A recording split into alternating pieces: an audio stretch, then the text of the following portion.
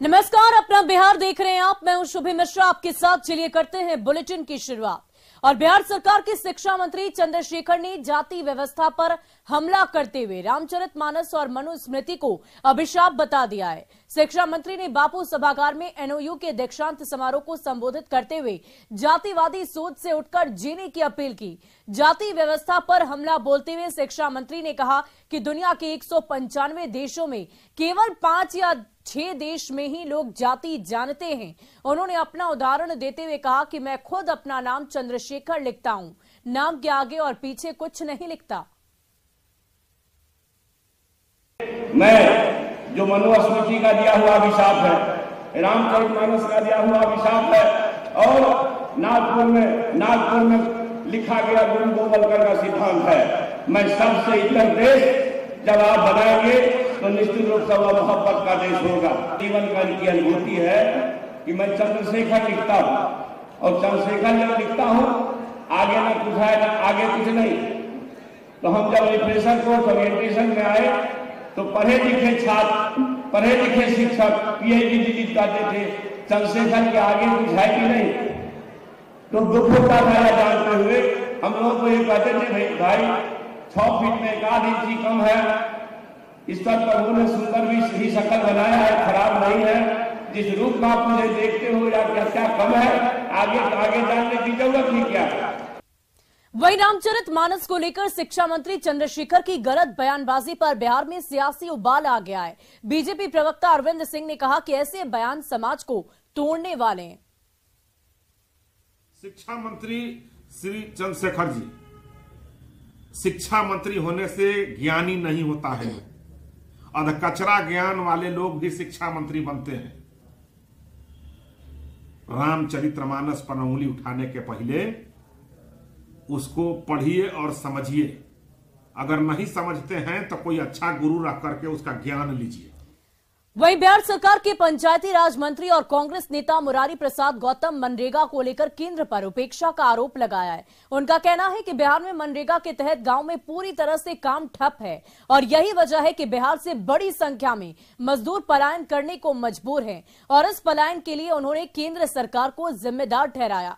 पंचायती राज मंत्री का आरोप है कि उनके विभाग के अलावा ग्रामीण विकास, कृषि, शिक्षा और अन्य क्षेत्रों में जो राशि केंद्र से आती थी वो लगभग नगण्य हो गई है।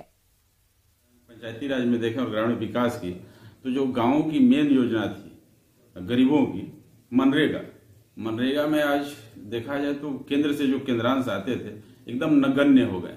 आज मजदूर एकदम पलायन के लिए मजबूर हैं बिहार के, कहीं काम नहीं मिल रहा है। अगर कहीं कोई काम कर भी दिया तो उसका पेमेंट नहीं हो पा रहा, मनरेगा में पैसा ही नहीं मिल रहा।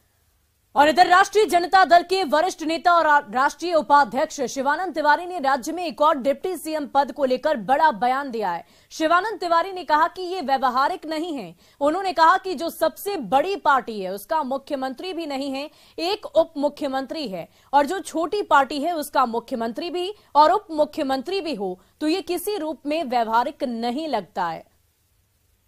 दल के विधायकों की संख्या 78-80 के लगभग है या 77 है। नीतीश जी के पार्टी की विधायकों की संख्या 43-44 है। इसके बावजूद ये तय हुआ कि नीतीश जी ही मुख्यमंत्री होंगे और वही जो है सरकार का नेतृत्व करेंगे। बल्कि मैंने लोकसभा विधानसभा का चुनाव होने वाला है, उसमें भी मुख्य भूमिका उनकी होगी, तो तय हो गया। तो मान लीजिए कि अब जो है जो सबसे बड़ी पार्टी है,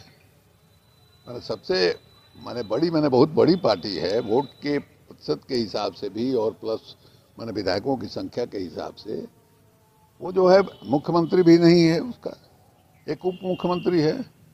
तो अब जो है जिस छोटी पार्टी है उसको मुख्यमंत्री भी और उप मुख्यमंत्री भी, ये हमको नहीं लगता है कहीं से व्यवहारिक है। पता नहीं कहां से बात आई, हम नहीं कर सकते। वहीं बक्सर में निर्माणाधीन पावर प्लांट पर स्थानीय लोगों के हंगामा, मारपीट और 10 पुलिसकर्मी अभी तक घायल हुए हैं। ये बड़ी जानकारी आपको दे रहे हैं।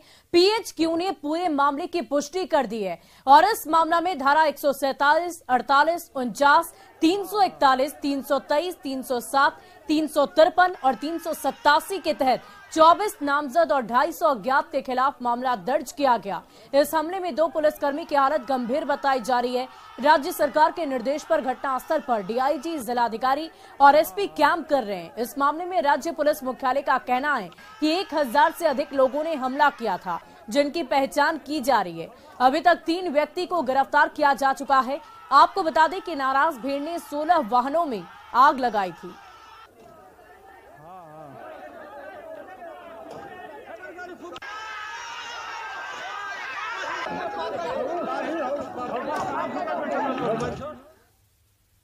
वहीं बक्सर में जमीन मुआवजा पर पुलिस और पब्लिक आमने सामने नजर आई। जहां पुलिस ने घरों में घुसकर लाठीचार्ज की तो ग्रामीणों ने चौसा पावर प्लांट पर हमला ही कर दिया और पुलिस की गाड़ी को भी जला दिया। अब इस मामले पर सियासत शुरू हो गई है। विध्वंस यात्रा पर निकले। सरकार किसान विरोधी है, नौजवान विरोधी है। हमारे संज्ञान में ये मामला नहीं, आप लोग कह रहे हैं। ये तस्वीरें बिहार के बक्सर की है।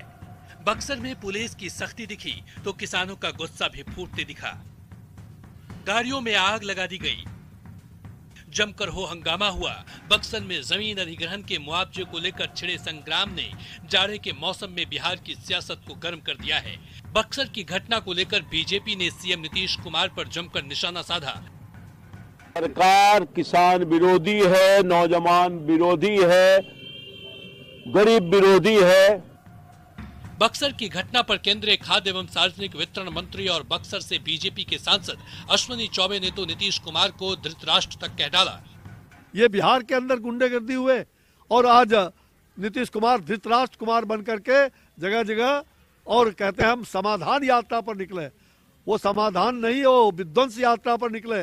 वो पूरे बिहार का जनाजा निकाल देंगे, उसके बाद बोलोगे क्या? लाठियां चल रही है, गोलियां बरसा रहे हो, गुंडागर्दी बढ़ी है, अब पुलिस के तांडव नृत्य बढ़ते हैं। तो ये कौन सा राज है? जंगल राज नहीं है तो क्या है? ये जंगल राज में बिहार परिणत हो गया है और बिहार को जो बिहार के मुखिया है वो शांत धृतराष्ट्र कुमार बने हुए। नीतीश कुमार पर अश्विनी चौबे के हमले का जवाब दिया जेडीयू एमएलसी नीरज कुमार ने। नीरज कुमार ने कहा कि अगर पुलिस ने कुछ गलत किया है तो सरकार देखेगी, लेकिन अश्विनी चौबे को कैसे अपने संसदीय क्षेत्र की याद आ गई। लेकिन मान्यवर अश्विनी चौबे जी, आपको भी बक्सर का याद आ जाता है। आप बक्सर लोकसभा निर्वाचन क्षेत्र में चुनाव जीतने के बाद आपका कितने दिनों किस ब्लॉक में प्रवास हुआ है ये जनता नहीं जानती। वहीं डिप्टी सीएम तेजस्वी यादव सवाल पर खुलकर बोलने से बचते दिखे। तेजस्वी ने कहा कि उन्हें जानकारी नहीं है, पता करते हैं क्या है मामला। ये क्या है एक्चुअली हमारे संज्ञान में ये मामला नहीं, आप लोग कह रहे हैं तो इसमें दिखवाते हैं कि क्या है मामला। और संज्ञान में लेकर मामला हुआ है, हमने वो दिखवाना पड़ेगा टेक्निकली क्या है। एक्चुअली मुआवजा का मामला है तो उसको हम लोग दिखवाएंगे कि क्या है एक्चुअल पोजीशन क्या है। जाड़ा का मौसम है, बिहार में सर्द हवाएं चल रही है, लेकिन बक्सर में लाठियों की चटक और ग्रामीणों के गुस्से ने बिहार की सियासत में गर्मी पैदा कर दी है। आने वाले दिनों में गर्मी और बढ़ सकती है। न्यूज 18 के लिए पटना से धर्मेंद्र और बिहार से विनीत के साथ ब्यूरो रिपोर्ट। वहीं बक्सर की घटना को लेकर सीएम पर साधे गए केंद्रीय राज्य मंत्री अश्विनी चौबे के बयान पर बिहार का सियासी तापमान बढ़ गया है। कांग्रेस के प्रदेश अध्यक्ष अखिलेश सिंह ने कहा कि सरकार जाने से बीजेपी के नेता बौखला गए हैं। अब ये लोग खिसियानी बिल्ली खंबा नोचने वाला स्थिति है। सत्ता हाथ से फिसल गई, नीतीश जी अलग हो गए, महागठबंधन की सरकार बन गई तो अपना अनाप शनाप बयान दे रहे हैं। वहीं बक्सर लाठीचार्ज पर नेता प्रतिपक्ष विजय सिन्हा ने निशाना साधा है। विजय सिन्हा ने कहा कि बिहार में गुंडा राज है, लेकिन नीतीश कुमार जनता राज बता रहे। माननीय मुख्यमंत्री जी इस गुंडा राज को जनता राज बता रहे हैं और आधी रात घर में घुसकर पुलिसिया जुल्म और कहर जिस तरह से बरपा है, महिलाओं की चित्कार जिस तरह से सुनाई पड़ रही है, ये कौन सा राज है मुख्यमंत्री जी? वहीं पूर्व उप मुख्यमंत्री तारकिशोर प्रसाद ने भी महागठबंधन सरकार पर निशाना साधा है। तारकिशोर प्रसाद ने कहा कि ये सरकार संवेदनहीन है, अपनी कमियों को छिपाने के लिए लोगों पर लाठी चलवा रही है। पुलिस सरकार के नियंत्रण में नहीं है, सभी अपने मनमाने ढंग से बिहार के अधिकारी इस राज्य को चला रहे हैं। तो इस तरह की घटनाएं निश्चित तौर पर होनी ही है, लेकिन हम इसकी निंदा करते हैं और इसकी जांच की मांग करते हैं कि सरकार इस तरह लाठीचार्ज करके जो उसके काले कारनामे हैं उसको वो छिपाने का प्रयास करती है। वहीं बिहार में यूरिया को लेकर हो रहे हंगामे पर राज्य और केंद्र सरकार के बीच आरोप प्रत्यारोप का दौर लगातार जारी है। बिहार के कृषि सचिव एस सरवण कुमार ने कहा कि बिहार को 32% कम यूरिया मिला। कृषि सचिव ने कहा कि 4 महीनों में बिहार के लिए 10,30,000 मीट्रिक टन यूरिया स्वीकृत है, लेकिन केंद्र सरकार की तरफ से इस अवधि में बिहार को मात्र 7,01,05 मीट्रिक टन यूरिया उपलब्ध कराया गया है, जिसके कारण राज्य के किसानों को यूरिया उपलब्ध कराने में परेशानी हो रही है। कृषि सचिव ने यूरिया पर कालाबाजारी करने वालों पर कार्रवाई की बात कही। उन्होंने बताया कि साल 2022-23 में लगभग 6,200 दुकानों पर छापेमारी की गई, जिसमें 117 दुकानदारों पर केस दर्ज किया गया है। 214 दुकानों की लाइसेंस रद्द कर दी गई है, जबकि 494 व्यापारियों को कारण बताओ नोटिस भेजा गया। जो आपूर्ति के लिए स्वीकृत मात्रा है अक्टूबर में 2,10,000 मीट्रिक टन है, तो उसका अगेंस्ट में हमको अक्टूबर में मात्र 1,26,670 मीट्रिक टन मिला, यानी 60% मिला। उसी तरह का जो नवंबर महीने में 2,50,000 मीट्रिक टन का आपूर्ति के लिए पहले से स्वीकृत था, उसके अगेंस्ट में 1,50,000 समथिंग ही मिला है, यानी वो भी मतलब 60% है। वहीं बिहार में खाद की किल्लत के लिए बीजेपी सांसद रामकृपाल यादव ने राज्य सरकार को जिम्मेवार ठहराया है। रामकृपाल यादव ने कहा कि कालाबाजारियों को संरक्षण दिया जा रहा है। वहीं पूर्व केंद्रीय मंत्री रविशंकर प्रसाद ने कहा कि किसान खाद से परेशान हैं और मुख्यमंत्री समाधान यात्रा पर हैं। 66 रुपए यूरिया खाद का दाम है, मगर 400-500 एक्स्ट्रा लग रहा है। और कान पर जो शासन को मैंने कहा, शासन भी कुछ नहीं कर रही है। किसानों की समस्या कैसे दूर होगी? किसानों की समस्या होगी, इनको उखाड़ फेंकेंगे, किसान सड़क पर आएगा, हम सब लोग सड़क पर आएंगे। और बिहार में शराब पीने वाले और बेचने वाले इतने बेखौफ हो चुके हैं, वो कहीं भी किसी भी वक्त महफिल जमा लेते हैं। गली मोहल्ले में शराब की बोतलें तो मिलती ही थी, अब सरकारी दफ्तरों के परिसरों में भी शराब की बोतलें और रैपर मिलने लगे हैं।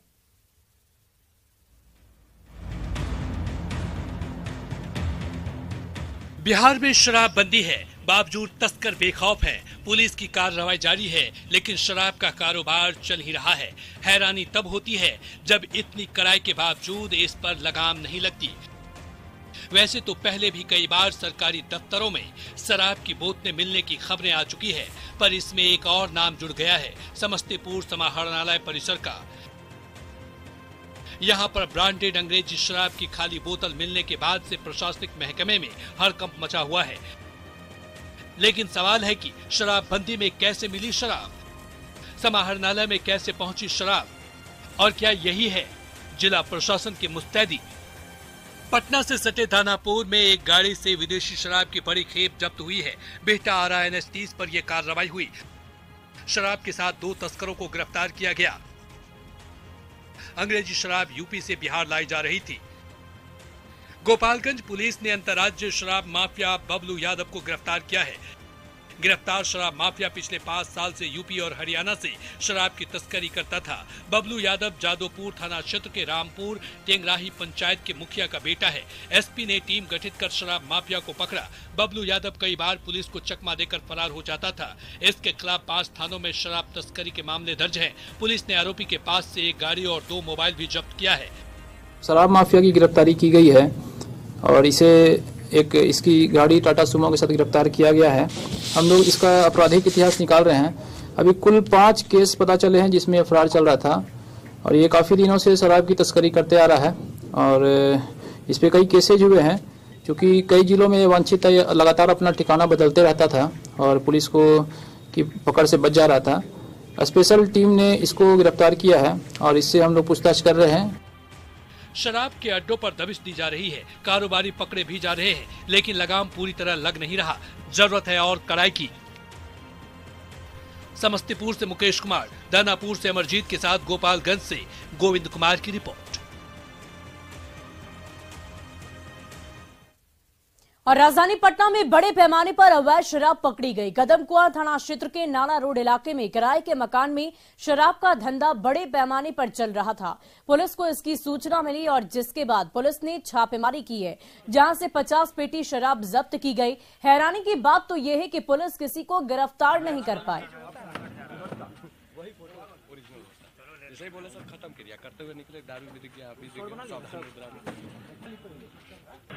किसी भी असर से कोई बचेगा नहीं सर। जो जहाँ शराब कार्रवाई करें, जहाँ शराब रखना अपना मकान था नहीं मकान किराया में था। गिरफ्तारी भी हुई है सर? नहीं, इसमें गिरफ्तारी एक स्कूटी बरामद हुई है। एक स्कूटी बरामद। कितना का लगभग शराब होगी? शराब का कीमत अभी नहीं बता सकते हैं। लगभग 50 कार्टून में शराब है, जिसमें कि 8 PM है और विस्की है। वहीं बख्तियारपुर पुलिस ने कंटेनर में भारी मात्रा में शराब गंगा किनारे पकड़ा। बाढ़ अनुमंडल के बख्तियारपुर थाना ने कंटेनर में रखी शराब की 77 कार्टन विदेशी शराब को बरामद किया है। घने कोहरे के कारण तस्कर फरार हो गए। सभी शराब के कंटेनर को गंगा के रास्ते कई जगहों पर ले जाने की तैयारी कर रहे थे।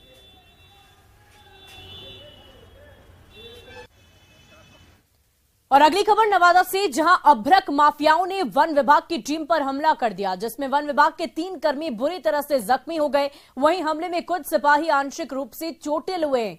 घटना रजौली थाना क्षेत्र के कुंभित यात्रारी जंगल की है। नवादा डीएफओ संजीव रंजन ने बताया कि वन विभाग की टीम अवैध अभ्रक खदान पर छापेमारी करने पहुंची थी और छापेमारी के दौरान जेसीबी को जब्त कर वापस लौट रही थी। उसी दौरान अभ्रक माफियाओं की ओर से वन विभाग की टीम को घेर लिया गया, बंधक बनाकर बुरी तरह से पीटा गया, जिसमें रजौली वन विभाग, फॉरेस्टर, रेंजर और एक ड्राइवर बुरी तरह से जख्मी हो गया, जिसे इलाज के लिए रजौली अनुमंडल अस्पताल में भर्ती कराया गया है।